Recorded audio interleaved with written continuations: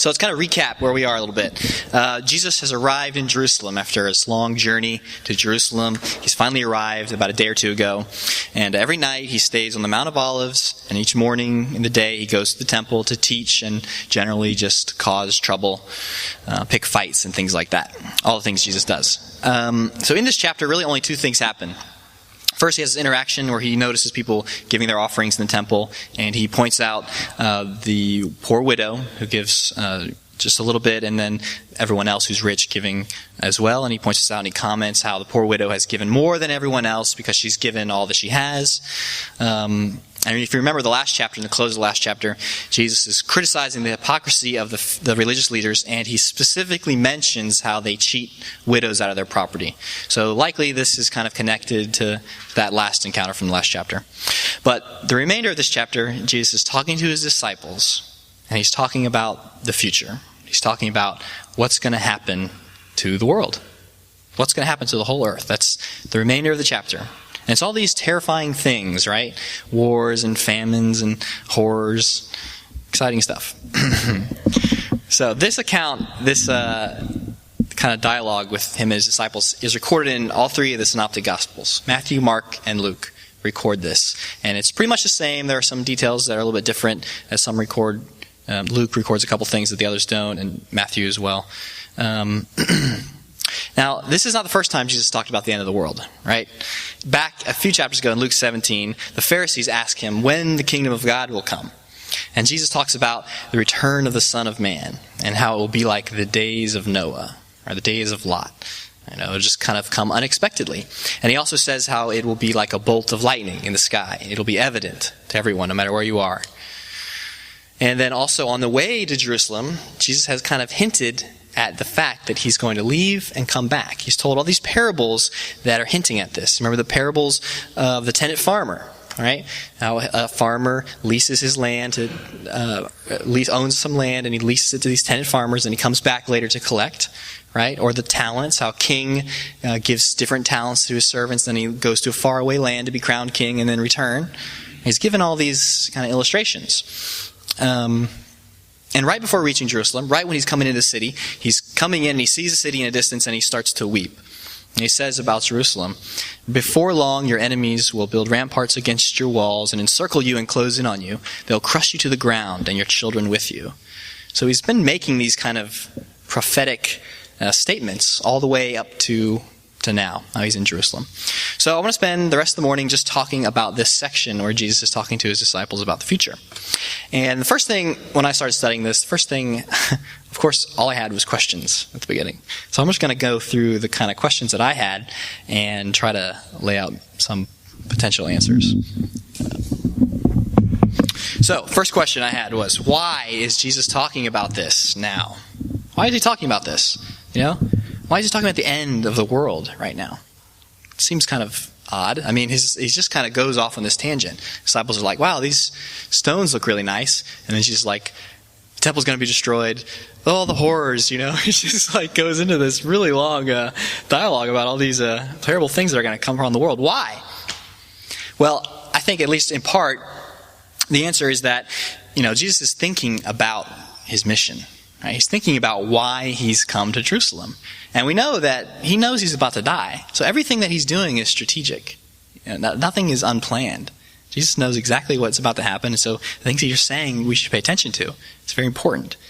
And I think the reason he talks at length about the end of the world is that what he's about to do in Jerusalem is so significant that it will set the course for the rest of the world. It'll set the course for history, for all mankind.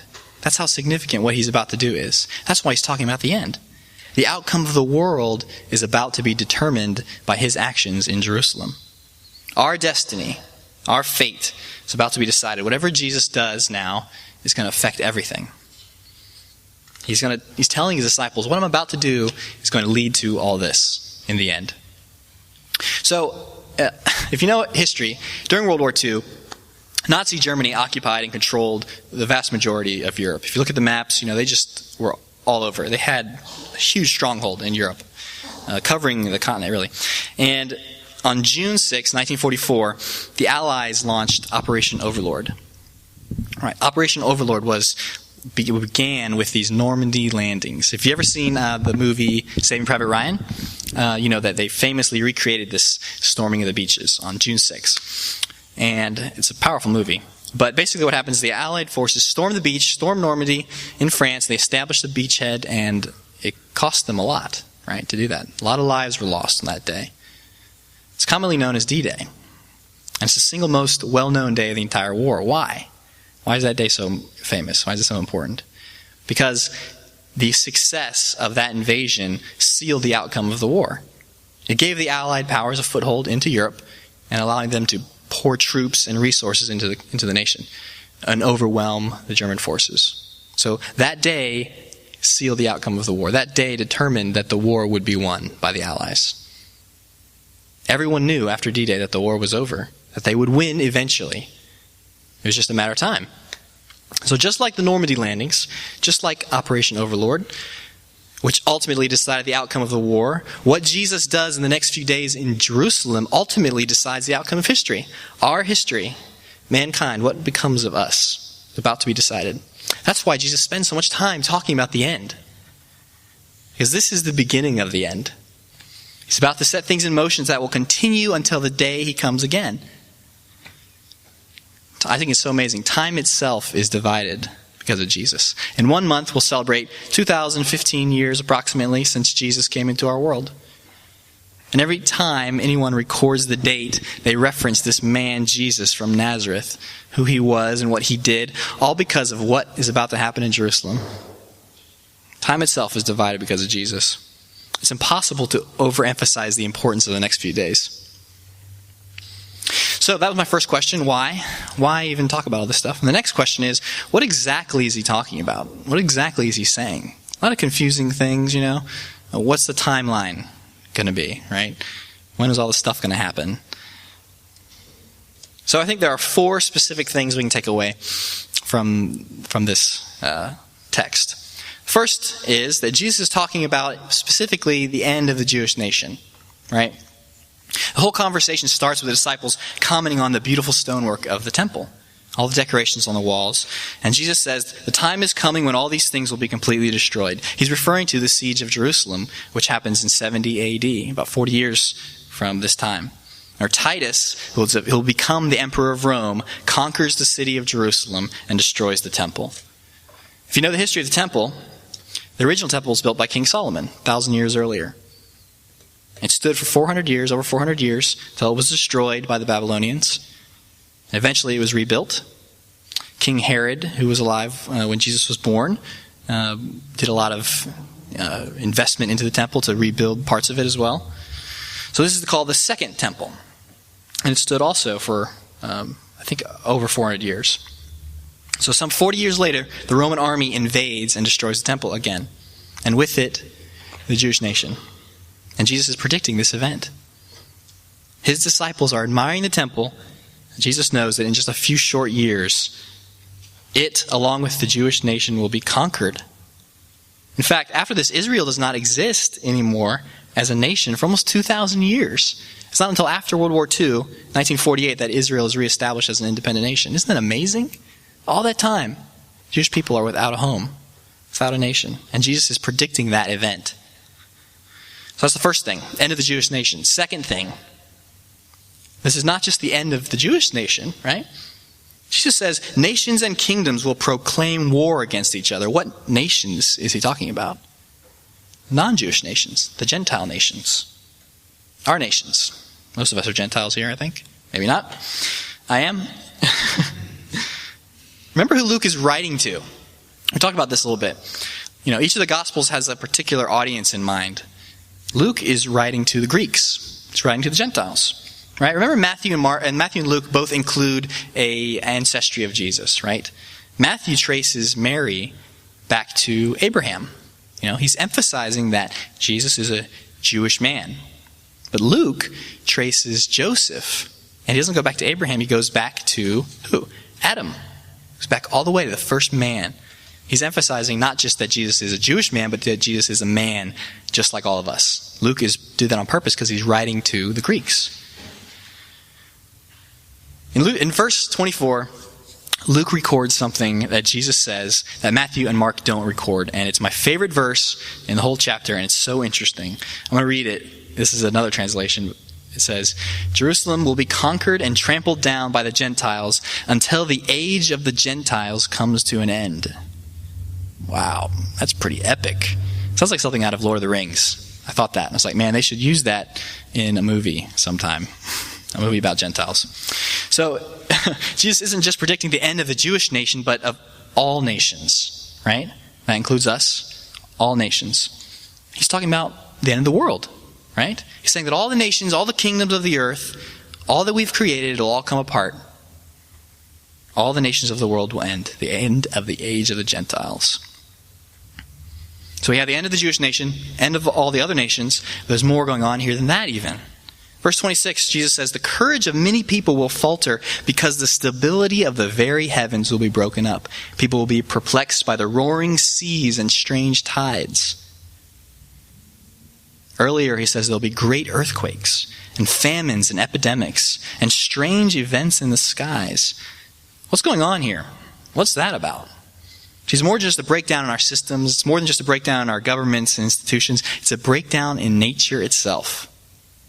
The end of the world. Just like the foundations of the temple, or not one stone will be left upon another, the foundation of the natural world itself will crumble. In Matthew's account of this same discussion, Jesus references Isaiah, and he says, the sun will be darkened, the stars will fall from the sky, and the heavenly bodies will be shaken. You know, I think we like to think we have a pretty good grasp of things, how things are going to be, how things are going to go, just day to day. You know, we expect that tomorrow we'll wake up and our bank accounts will have the same amount of money in them that they did last night. We expect that the grocery store will have food for us to buy. We expect that the gas station will have gas for us to put in our cars. And we expect our job will be there. But even more than that, you know, we at the very least expect the sun to rise and the stars to shine. And Jesus is saying that such a terrifying time is coming when even these assumptions will be tested. Or what we thought would go on will end. What we thought we understood will confound. And what we thought we could control would become uncontrollable. The courage of many people will falter because of the fearful fate they see coming upon the earth. This is going to be a time when there's nothing to hold on to. The book of Hebrews puts it like this: all of creation will be shaken so that only unshakable things will remain. And that's the last thing we learn about this. It's not just the destruction of the temple, not just the end of all the nations, not just the breakdown of nature, but something after. What is this unshakable thing that Jesus is talking about? In verse 27, after all these things happen, everyone will see the Son of Man arrive on the clouds with power and great glory. After all this happens, Jesus shows up. The rock, the only thing that can't be shaken. There it is. This foretelling of the future, this warning, ends with a promise. Jesus says, the world will fall apart, and when it does, I'll be there. When everything collapses, there's nothing to hold on to me. I will come. Where do you go when the stars fall from the sky? Gosh, who do you go to? The one who made the stars. I love this verse in Genesis. Genesis 1, talking about creation. God made two great lights, the larger one to govern the day and the smaller one to govern the night. He also made the stars. One little sentence. He also made the stars. Holy. Jesus says he'll come on the clouds, you know. He's referring to the book of Daniel, where Daniel records this vision where he saw the return of the Son of Man. So he's coming with the clouds of heaven. And the vision, the Son of Man is given authority and power, and it says all nations and peoples of every language worshipped him, and his dominion is everlasting. That's the return of the King, come to establish his kingdom with finality. All these things will be swept away to make room for the kingdom of God, where everyone on earth and nature itself will be under the rule of the King. Something else about this vision that Daniel records is something I thought was cool. Do you know what Daniel calls God in this vision? Jesus is the Son of Man, but he has another name for God. You know what name he uses? Ancient of Days. Man, that's such a sweet name. God has all the coolest names. It's such a great name. Ancient of Days. It's also terrifying and epic, right? Here Jesus is the end of his life telling us what's to come, the end of all things, but also the beginning. So, all that's well and good. I'm sure I've scared some of you. Hopefully not too bad. But the next question is, what are we supposed to do with all that information? Right? What are we supposed to do with that? This isn't the first time Jesus talks about the end. In fact, he does it a lot, and Paul does it a lot too. Spend a lot of time talking about the end of the world. The book of Revelation is all about the end of the world. The whole book in the Bible talking about the end of the world. Why? Why spend so much time talking about this stuff? Here we are 2,000 years later. 2,000 years since all these things have been spoken and written down, and we're still here, right? The world's still here. I think we're still in the age of the Gentiles. We seem to be doing pretty good as Gentiles. Jesus hasn't come back yet. How does this affect us? I think at least part of the answer is this. Jesus tells us all this to remind us that this world is on its way out. The foundations will fail eventually. And if you look, the fault lines are already there. In this chapter, Jesus warns his disciples. He says, "Don't let me find you living in careless ease and filled with the worries of this life." It's easy to forget that everything in the world is winding down, right? Hope the kids are okay. You guys hear that screaming? It's the end of the world up there. So I talked about Normandy earlier, the Normandy landings, and how D-Day decided the outcome of the war, right? D-Day determined the outcome of the war. Well, you want to know something really interesting about that I learned? More people died in the war after D-Day than before, even though the outcome of the war was determined. And there was no doubt that the Allied forces would win. The majority of the casualties came after that day. The war didn't end for almost an entire year after the invasion. That's crazy. It's important to remember where we are in history, or after D-Day. The truth is, things will continue to fall apart in this world until one day they fall apart completely. So pay attention to your foundations, what you build your life on. I want to talk about one other thing Jesus says in this chapter that I thought was really interesting. It's my second favorite thing, he says. He says in verse 8, "For many will come in my name, claiming to be the Messiah." Now, I believe this can be taken quite literally. There are people even now who claim to be Jesus returned. I don't think they're having much success. But in the end, perhaps that will happen more often. But I think there's another layer to what Jesus is saying here. You know, the world is broken. We're broken. And I think most of us know it, at least on an intuitive level, or subconscious level. And all of us, whether we admit it or not, are looking for a Messiah, or for someone or something to fit that role, to do for us what a Messiah does. And what does a Messiah do? Makes us whole, gives us purpose, significance, makes us happy, fixes our problems, brings meaning to the things that happen in our life. And every day in our lives, 100 voices say, "If you give yourself to me, I will do that for you." For men, it's often our jobs, right? Give yourself to me and I will make you successful. I will make you important. I'll make you matter. Or maybe it's something else. Maybe it's sex or relationship. Give yourself to me and I'll make you happy. I will meet your need for love. Or maybe it's a home or a destination, something you can buy. Marketing companies are built around this idea. We are led astray by false messiahs. They promise to meet our deepest needs, purpose, fulfillment, joy, and in return they demand everything. Loyalty, time, energy. A false messiah demands everything from you, promises everything to you, but in the end can't deliver. And most people spend their whole lives lost, unaware that they're following a false messiah. Whatever it is, career, sex, money, it won't deliver. And it's easy to believe the lie that something or someone other than Jesus can give us what we need. It's so applicable to our time when Jesus says, "Many will come in my name saying, I am the Messiah." There's only one true Messiah. There's only one Messiah. Jesus. So look at this widow from the beginning of the chapter, right? This poor widow, she gives everything she has to God. Possibly her last 2 coins, right? Her last 2 pennies. Have you ever known anyone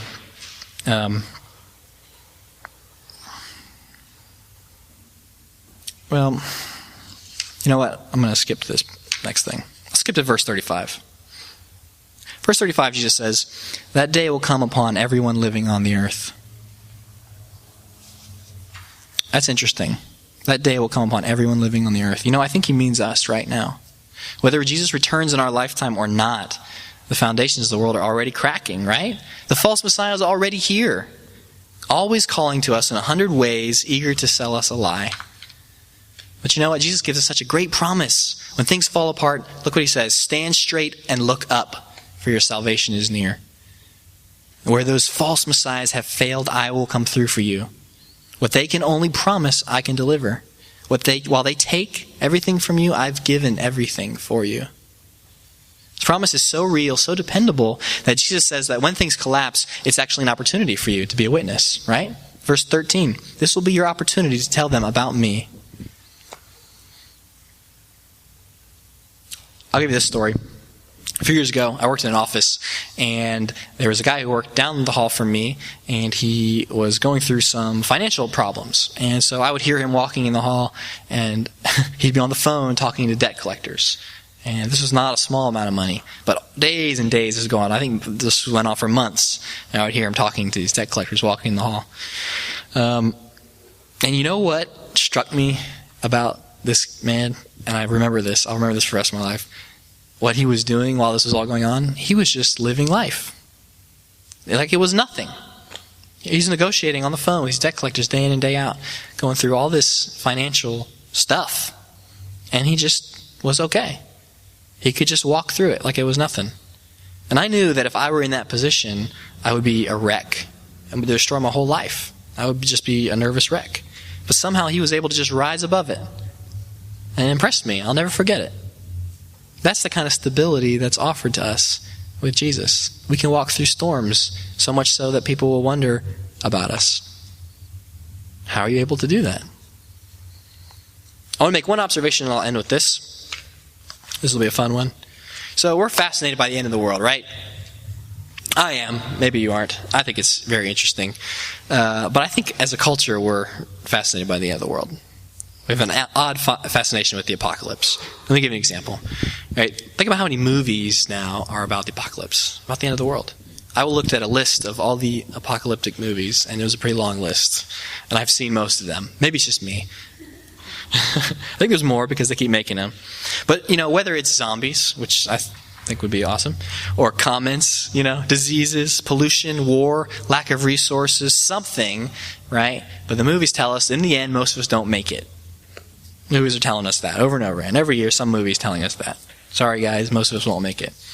And I have this theory that movies are kind of like a window into our collective subconscious, right? When we watch a movie as a culture, we watch a movie as a community together, it's kind of like we're dreaming together, right? Movies tell us a little bit about ourselves, the kind of movies we like to see, the kind of stories we like to hear. It tells us about our hearts, what's in there. And so I think we can learn a lot about our culture from the kind of movies we like to watch. And so I think, at the very least, this tendency to artistically envision our own destruction reveals that there is a sense within us that what we have is not sustainable. That somehow, at some point, it's all going to come crashing down. Because we just can't make it work. We just can't make the world work. Like Jesus said 2 chapters ago when he's entering Jerusalem, he says, the way of peace is hidden from you. We can't find the way of peace. It's hidden from us. We can't find a way to live in peace with each other. And the end result of that is that we destroy ourselves with war. We can't find a way to live at peace with nature, with the world. And the end result of that is famine or a natural disaster that wipes us out. I think our fascination with the end is an indication that on some level we know it's true. It's all coming apart and we can't fix it. Society, our relationships, even nature. And even on a personal, individual level, we're falling apart. What's broken in the world is broken in us too. The fault lines of the earth run right through our hearts. And there are many false messiahs out there who claim to know how to set the world right. If this person were in charge, things would be different. And maybe if we studied more, conserved, planned, meditated, work more, work less. And there's even more who claim to be able to set what's right in our hearts. Follow your dreams. Find your soulmate. Be noticed. Be beautiful. Work more. Work less. But the truth is, there's only one Messiah. We need a Messiah, but there's only one. the one who's able to gather all nations to himself, to end all war and bring peace to the world, who has authority over the winds and the seas. He can bring peace between us and nature, the world, and has the authority to mend even our own hearts and meet our deepest needs. And his name is Jesus. From now until the end, his name will be the hope of all the world. Let's pray. Lord, just thank you for this chapter in your gospel, Lord. Thank you for what you've done for us, what you did, Lord, that we know the outcome of the earth. We know that things are going to fall away, but that you will be there. No matter what happens in our lives, that we can hold on to you, that you are the unshakable. It doesn't matter what's going on in the world, Lord, we can grab a hold of you. And we just thank you that you can bring us that kind of stability, that kind of security that only you provide. And we can build our whole lives on you. Our whole life we can build on you. Thank you for everything you've done, Lord. Thank you for this day. Thank you for a new day. I pray that you would just be with each of us this week as we go about our week, or that we would pay attention to what we're looking for, what we're looking to give us our meaning, our hope, and that we would look to you. That you would reveal yourself to us this week. And we would trust in you more every day.